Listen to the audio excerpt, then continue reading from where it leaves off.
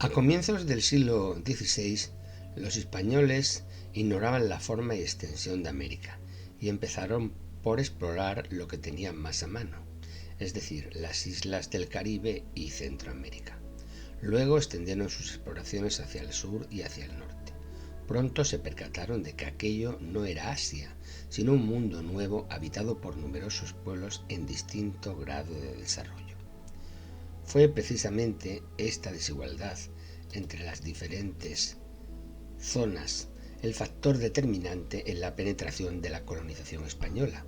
En aquellos estados organizados, el de los mexicas, el de los incas, incluso en los ya decadentes de los mayas en el Yucatán y en el país de los chichas en Nueva Granada, donde la conquista y la colonización fueron inmediatas a la exploración del territorio. Estos territorios presentaban condiciones favorables para ser habitados y con inusitada rapidez se asentaron colonos venidos de la península, se fundaron ciudades y surgió una nueva sociedad, la del mestizaje. En cambio, en las regiones poco habitadas, donde vivían tribus en un estado cercano al Paleolítico, en las selvas impenetrables o en las áridas inmensidades de la América del Norte y en el gélido Cono Sur, la colonización se hizo esperar varios siglos y prácticamente no se dio el mestizaje, sino la desaparición de la escasa población autóctona. El Imperio Mexicano. En México, los mexicas, también llamados aztecas por su origen topográfico, habían alcanzado altas cotas de civilización y destacaban en cosmología, astronomía, arquitectura e ingeniería de canales y puertos. El poderoso pueblo de los mexicas, después de derrotar a otros, se estableció en la meseta de Anahuac y en 1325, según su mitología, fundó sobre los islotes del lago Texcoco, donde vieron posarse a un águila sobre un nopal que llevaba en el pico una serpiente, una ciudad llamada Tenochtitlán, la ciudad de la roca cacto. Allí se estableció la capital con la cúpula sacerdotal y su máximo dirigente militar, el tlatoani o soberano, y desde allí fueron extendiendo su dominio implacable sobre otros pueblos y en el siglo XVI gobernaban gran parte de lo que hoy en día es el México actual. En la meseta mexicana, que entonces estaba surcada de numerosos lagos y rodeada de cumbres nevadas a más de 2000 metros de altura, se construyó la capital. A principios del siglo XVI era una populosa ciudad que impresionó por su belleza a los cronistas españoles. Rodeada de agua y cortada por canales a lo largo de los cuales corrían numerosos senderos, la canoa era el medio de transporte más empleado.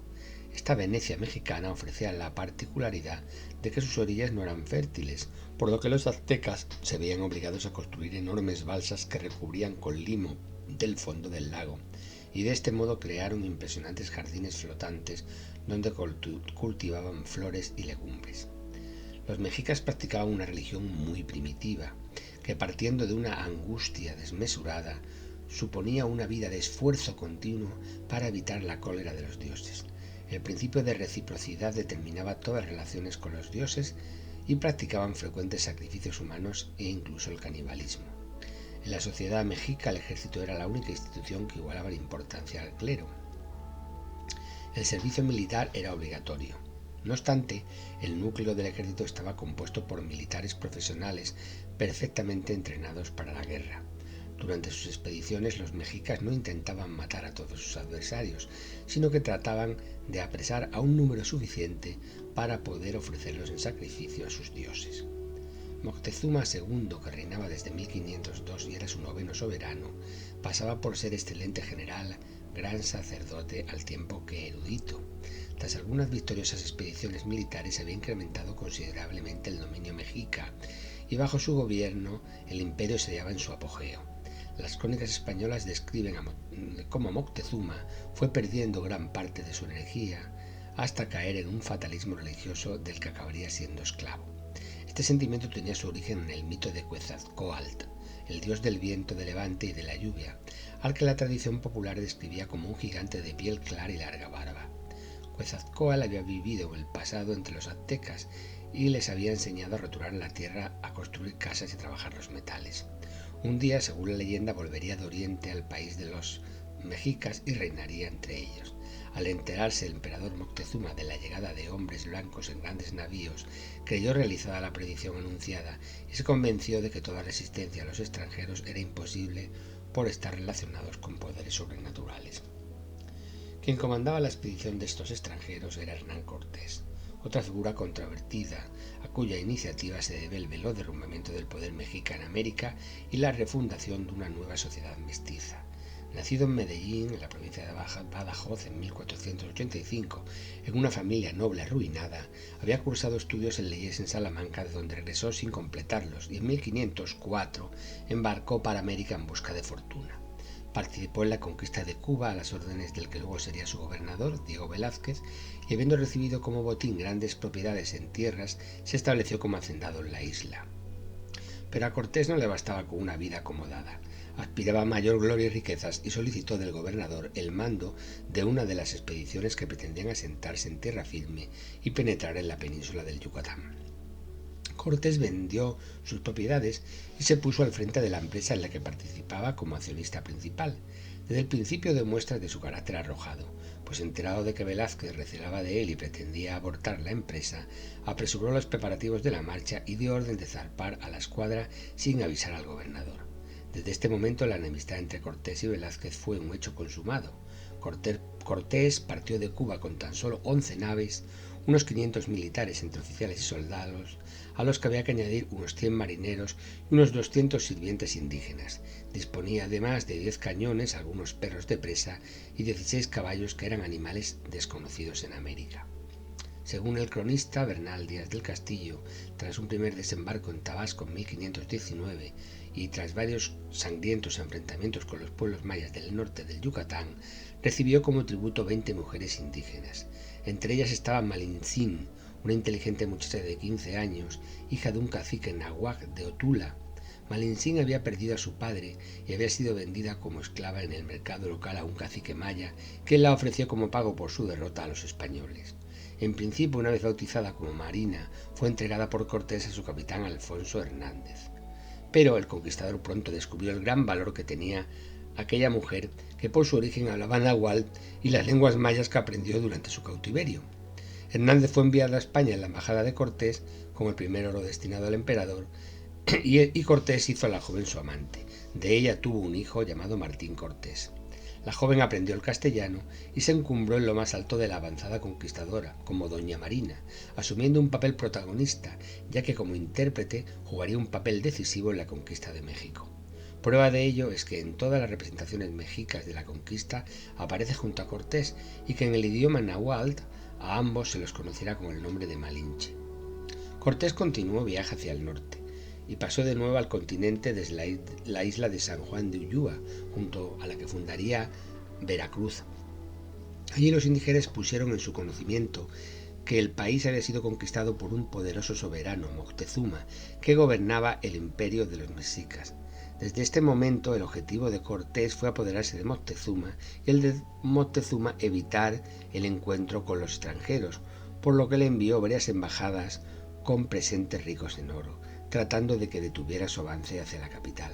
Regalos que no hicieron sino excitar la codicia de los españoles y produjeron el efecto contrario al esperado por Moctezuma.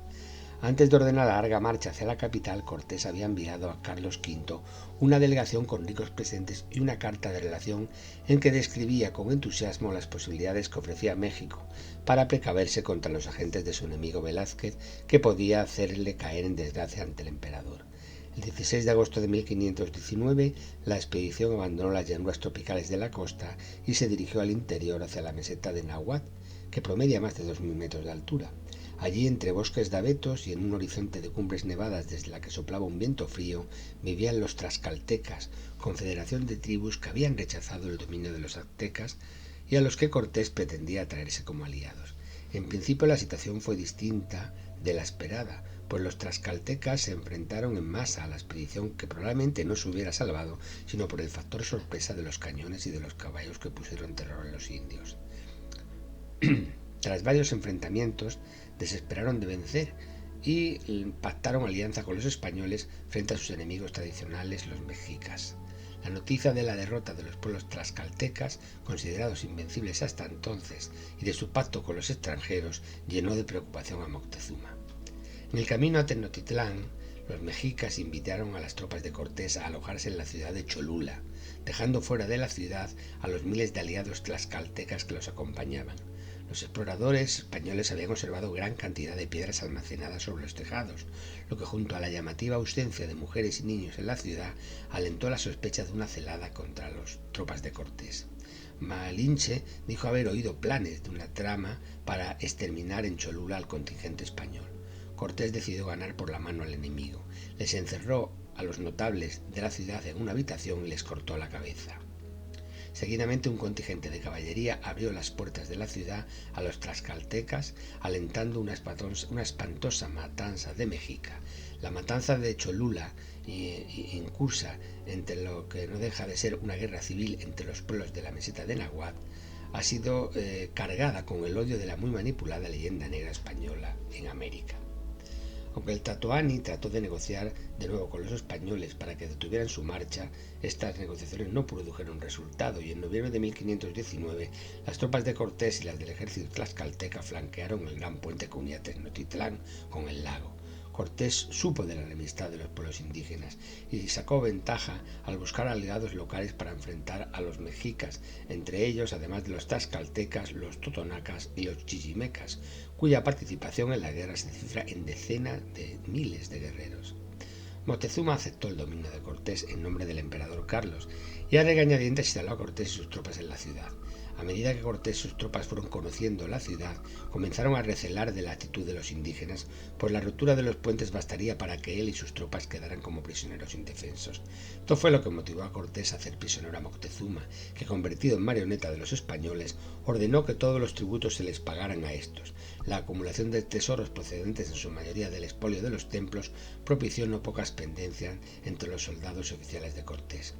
En abril de 1520, había pasado 6 meses desde la llegada de los españoles, Cortés recibió la noticia de que 18 barcos se habían anclado en Veracruz. Sin duda Carlos V se había prestado oído a su enemigo Velázquez y enviaba a uno de sus subordinados, Pánfilo Narváez, a relevar a Cortés de su mando. Cortés obró con su acostumbrada celeridad. Dejando parte de sus hombres en Tenochtitlán, marchó hacia la costa, arrolló a Narváez y le hizo prisionero, incorporando la mayor parte de sus hombres a sus huestes. Pero en su ausencia le llegaron noticias inquietantes de Tenochtitlán. Los mexicas habían tratado de defender sus templos contra los saqueadores españoles y estos habían dado muerte a los recalcitrantes para hacer un escarmiento, lo que provocó una insurrección general. A marchas forzadas, Cortés tomó de nuevo el camino hacia Tenochtitlán. No había nadie en las calles y aún pudo pasar los puentes sin dificultad y apoderarse del templo de Huitzilopochtli, el dios de la guerra, en el que se practicaban los sacrificios humanos. Al día siguiente miles de mexicas acometearon a las tropas de Cortés de manera incontenible. Cortés y sus hombres se atrincheraron en el palacio que servía de prisión al Tlatoani azteca. A la desesperada obligó Cortés a Moctezuma a subir a la azotea del palacio donde permanecía cautivo y hablar al pueblo. El soberano exhortó a sus súbditos a cesar en su lucha, pues a su juicio todo lo que había pasado respondía a la voluntad de los dioses. La reacción de la multitud fue la contraria. Llena de cólera rabiosa, arrojaron sobre la terraza cientos de flechas y piedras que causaron la muerte a Moctezuma. Esa noche, conocida en las crónicas como la Noche Triste, los soldados de Cortés abandonaron el palacio y en silencio, caminando por las calles desiertas, se dirigieron a los diques que los conducirían a la orilla del lago con la intención de escapar de la ciudad. Los pesados bagajes cargados de tesoros entorpecían sus movimientos.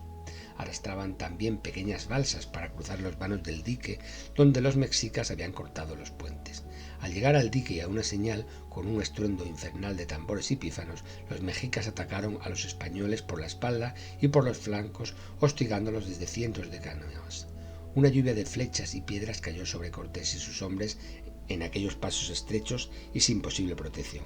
Después de horas de sangrientos combates, la vanguardia de las tropas logró atravesar el último vano y protegerse en un lugar más seguro.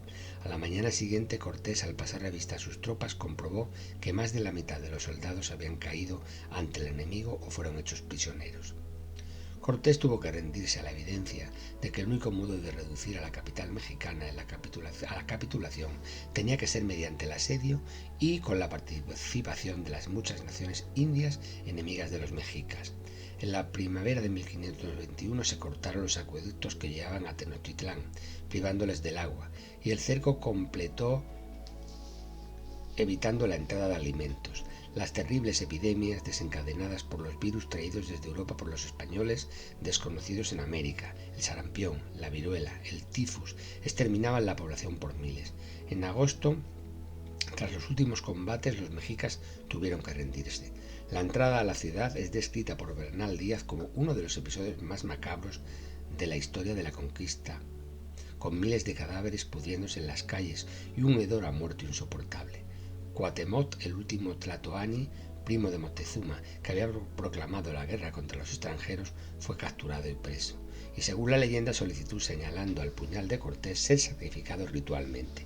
Cortés, fiel a su endiablada política de alianzas, consideró más provechoso mantenerlo como jefe militar bajo sus órdenes y aprovechar la jerarquía de mando existente entre los mexicas. Cortés, ya capitán general de la Nueva España, que fue el nombre que se dio a los territorios conquistados en Centroamérica, extendió la conquista hacia el sur y sus tropas ocuparon Guatemala y el Yucatán, y por el norte llegaron hasta California. En 1524 y 1525 emprendió con un ejército compuesto en su mayoría por mexicas una expedición a Honduras, en la que anexionó este territorio. La sospecha de una conspiración a cargo de Cuauhtémoc, que colaboraba con las tropas de Cortés, dio lugar a su tortura y ejecución. Hernán Cortés gobernó Nueva España hasta 1535, un gobierno difícil, pues en la Nueva España no abundaba el oro y la plata y la riqueza tampoco, dependía por tanto del cultivo y el aprovechamiento de la tierra. Se estableció el llamado sistema de las encomiendas, consistente en la atribución de tierras con sus poblaciones a los colonos españoles que llegaban para su explotación agrícola, a cambio de una contribución impositiva predeterminada. El sistema, inhumano en la práctica pese a las prohibiciones, provocaba el trabajo forzado y el maltrato de los indios, amén de numerosos conflictos entre los colonos por la atribución de los lotes. En la corte española abundaban las quejas y la inevitable comparación con las fáciles rentas en oro y plata que comenzaron a llegar del Perú desde la década de 1530 y que terminaron con la destitución de Cortés como gobernador y el nombramiento en 1535 de un virrey, Antonio de Mendoza y Pacheco, perteneciente a la alta nobleza castellana. En 1540 Cortés fue llamado a la península para justificarse por su actuación ante el rey. Nunca volvió a Nueva España el conquistador de México, y como tantos otros se vio sumido en el olvido en los últimos años de su vida, que no fueron sino una prolongada humillación. Murió en 1547, olvidado y pobre, en la población sevillana de Castilleja de la Cuesta. Francisco Montejo, ducho en el arte de la diplomacia, fue uno de los enviados en 1526 en la delegación de Cortés a Carlos V con la primera carta de relación y el quinto real del oro recogido. Montejo supo arreglárselas en la corte para obtener el nombramiento para él de adelantado y capitán general de los territorios del Yucatán, nombramiento que fue confirmado después para su hijo Montejo el Joven y para su sobrino. Los Montejo, llegados a Tabasco en 1527, después de varias campañas, lograron pacificar la insurrección maya en el Yucatán. Los mayas, cuyo imperio gozó de su apogeo en la zona de Guatemala durante el siglo VI, se habían trasladado en masa, probablemente por agotamiento del suelo agrícola o por razón de alguna mortífera epidemia, más al norte hasta la península del Yucatán. Allí la ciudad de Chichén Itzá se convirtió en su centro político y religioso, hasta su destrucción por mercenarios llegados de México un siglo antes de la llegada de los españoles. La intervención de las tropas de los Montejo se debió a su resistencia y fueron necesarias 3 campañas y nada menos que 20 años de sangrientas luchas para conquistar la totalidad de la península del Yucatán. La derrota supuso la desaparición definitiva de la civilización maya.